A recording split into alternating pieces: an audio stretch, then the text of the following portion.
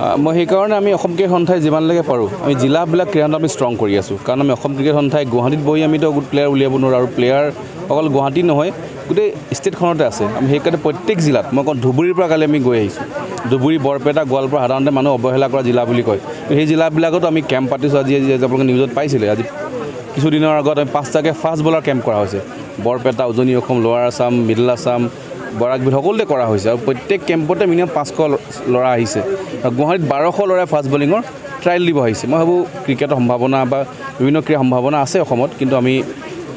গ্ৰাউণ্ডৰ বা জিলা বা ৰুৰেল জেগাবিলাক আমি ইনফ্ৰাষ্ট্ৰাকচাৰ বনাই আছোঁ যাতে এতিয়া আমি ক্ৰিকেট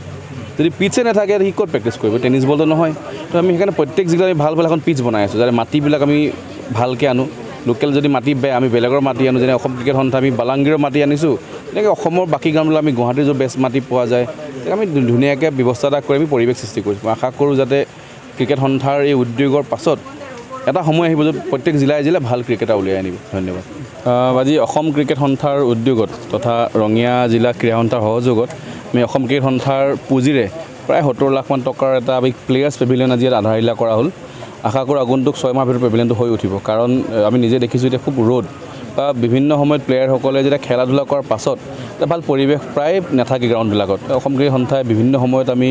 সকলো গ্ৰাউণ্ডবিলাক ডেভেলপ কৰিছোঁ আপোনালোকৰ সন্মুখত ইয়াৰ ফিল্ডৰ কাম চলি আছে তেতিয়া আমাৰ যিহেতু প্ৰেক্টিছ নেটবিলাক হৈ গ'ল গ্ৰাউণ্ডৰ কাম আৰম্ভ হৈ গ'ল আমি আজি নতুন এটা সংস্কৰণ কৰিলোঁ ৰঙিয়া জিলা ক্ৰীড়া সন্থাত আমি এটা প্লেয়াৰ্ছ পেভিলিয়ন আজি আধাৰিলা কৰিলোঁ আশা কৰোঁ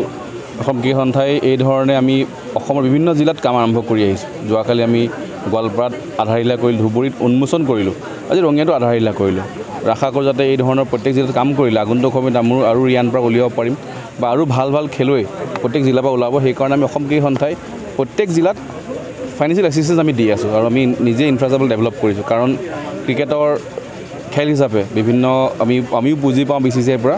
এই বুজি সদব্যৱহাৰ কৰিবৰ কাৰণে আমি জিলাই কামবিলাক কৰি আছোঁ